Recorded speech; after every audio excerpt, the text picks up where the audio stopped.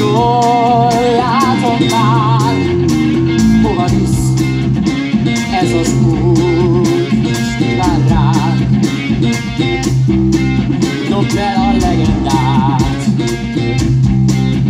s tisztán egy embert látsz, ki nem sejti jövőjével mit hoz ránk.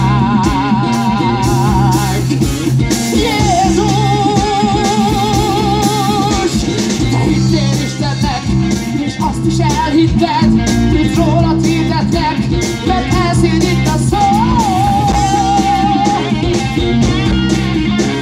A jót, amit tettél, majd elfújja a szél, a legendád már fontosabb, mint egykor volt a cél.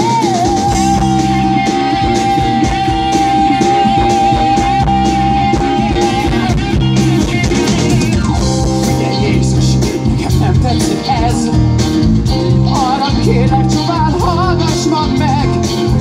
Emlékezz rá, hogy mindig én voltam a jobb kezed.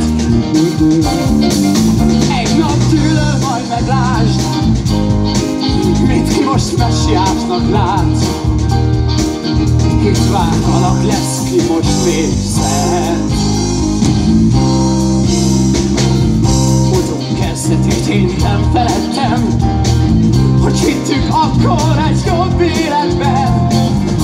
Ember voltál, de Isten lettél köztünk végül már. Szavaid mind kiforgatják, amire vágynak azt hallják, és ezt mindnyájunkra bajhoz még. Gyermeket túl és éresnek lennél, mint az apádból. Egyszerű ágy, asztalládát, székeket barkácsolnál bárkinek. Hétköznapi ember létnek sem árt.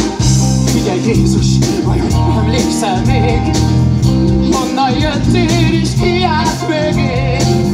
Nézd az elnyomást, érezd a terhet, mitől görnyed itt a név. Engem rémít meg,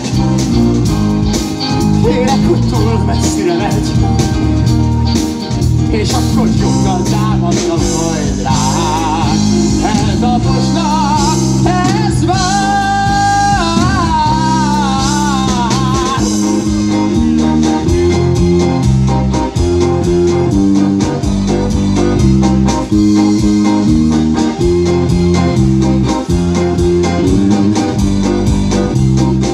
Figyelj Jézus, nézzem közel a baj. Lásd, az ember csupán élni akar. Vannak híveid, de mind vakok, ne várj tőlük semmi jót. Minden gondjuk már az ég, itt csak testben vannak rég. Ami gyönyörű volt, régen már keserűség marad csupán.